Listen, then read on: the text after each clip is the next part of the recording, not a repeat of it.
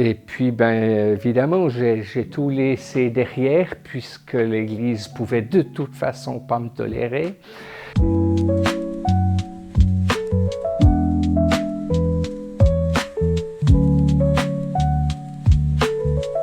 Alors, donc, je suis André Varidel.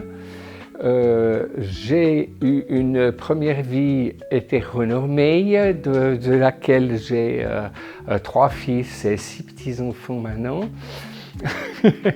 Arrivé à la quarantaine, ça a commencé à devenir difficile de vivre dans le déni dans lequel je m'étais enferré.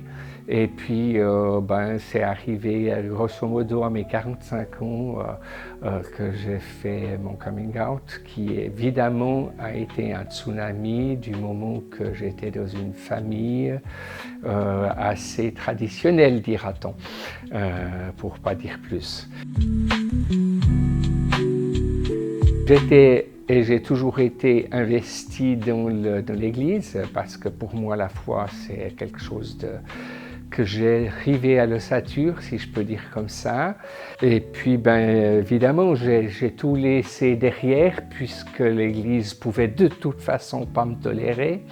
Alors, c'est une Église de type évangélique, ouais, avec ouais, un fort jugement de l'autre. On contrôle l'autre, hein, c'est assez terrible. Même sans parler de seulement la question de l'homosexualité qui est évidemment un point d'achoppement particulier, mais il faut s'assurer que chacun vive un couple sans spécialité, etc., quoi. Alors moi j'ai fait mon coming out et j'ai toujours été assez structuré. Donc j'ai choisi de le faire de manière à ce que personne n'apprenne par quelqu'un d'autre. J'ai écrit une lettre à l'Église que j'ai demandé à quelqu'un de lire pour moi parce que je n'avais pas envie d'aller me prendre des baffes non plus. Mais j'ai que 2 personnes sur toute l'Église qui ont pris contact avec moi après. Alors, je n'aime pas lancer les pierres, hein, parce que tourner le dos, c'est aussi moi qui tournais la tête. Parce que si je croisais dans la rue quelqu'un qui était de l'église évangélique, comme je ne savais pas comment j'allais être reçu, j'évitais le contact. Donc finalement, cette rupture, elle est un petit peu des 2 côtés. Je ne peux pas accuser, en tout cas nommément des gens de m'avoir tourné le dos, parce que j'ai tourné la tête aussi quand je les ai vus. Voilà. Donc, se sentir complètement rejeté, où finalement il n'y a pas de discussion qui existe. Que ce ne soit pas compris, c'est une chose, mais la discussion n'existait pas. Sur l'homosexualité, on préférait le mettre sous le sceau du tabou quand même, malgré tout. C'est qu'en fait j'avais une foi sincère, j'ai vécu des choses même étonnantes,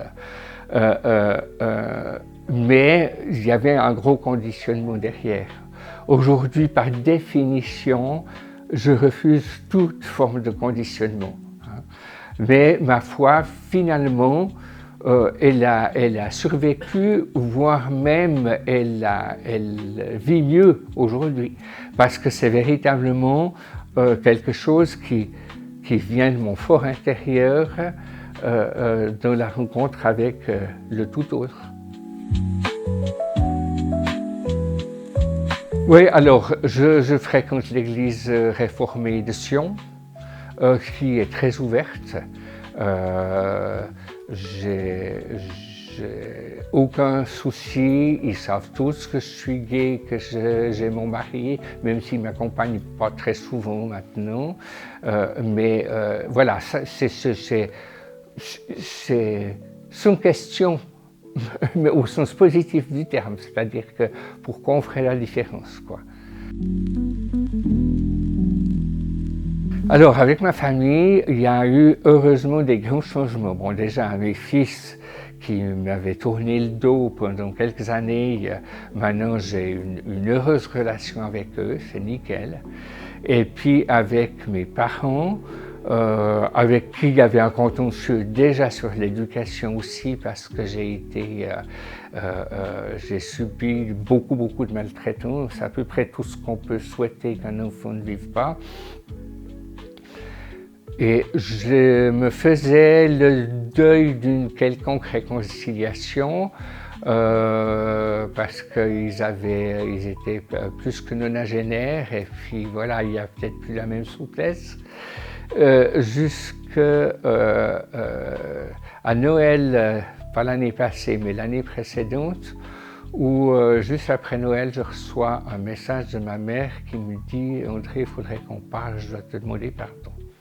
Alors ça, je ne l'attendais pas, vraiment je ne l'attendais pas, quoi. Et ça a été vraiment bienfaisant parce que moi je m'inquiétais dans ces non-dits, ce silence et ces secrets, je m'inquiétais du jour où il partirait, l'un ou l'autre, parce que je me suis dit mais comment je vais réagir? Puis en fait, tout avait été apaisé et j'ai pu vivre tout ça sereinement, quoi. Alléluia pour être évangélique.